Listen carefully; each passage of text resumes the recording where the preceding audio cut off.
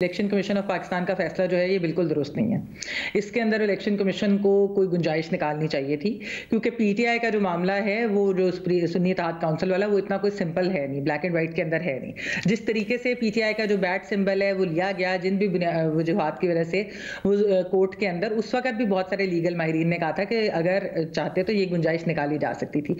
और अब खास तौर पर जो रिजर्व सीट्स के ऊपर आप देखिए कि 92 अगर उनकी सीट्स हैं तो उनको यानी कि प्रोपोर्शनल रिप्रेजेंटेशन के तहत एक भी जो है रिजर्व सीट नहीं मिलेगी, ना उनको खवातीन की मिलेगी ना माइनॉरिटीज की। तो ये जो है इसकी वजह से बहुत सारे जो है अभाम पैदा होते हैं।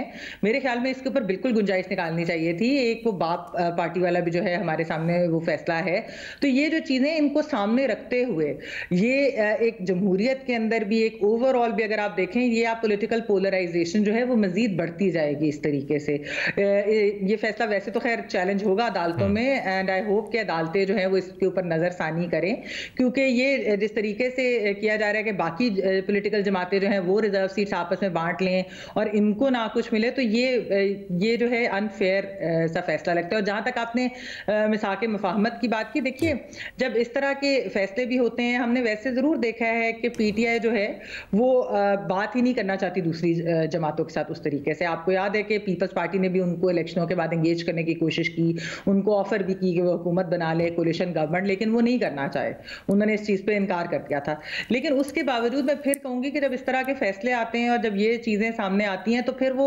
मुफाहमत की जो गुंजाइश होती है वो ठीक है, साफी साहब की बात कि इसके ऊपर ये पॉलिटिकल पार्टीज का कसूर नहीं। अगर इलेक्शन कमीशन का कोई फैसला है तो वो पॉलिटिकल पार्टीज का नहीं है, यानी कि वो नून लीग ने या वो पीपल्स पार्टी या किसी और ने फैसला नहीं किया, वो बात ठीक है। लेकिन मुफाहमत वैसे तो जरूर होनी चाहिए, क्योंकि जब तक मैं कहूं कि political stakeholders, political parties आपस में नहीं बैठेंगी और वो कोई अपनी रेड लाइंस और अपनी रूल्स ऑफ द गेम नहीं तय करेंगी, तो फिर जो है ये चीजें आगे नहीं बढ़ सकेंगी।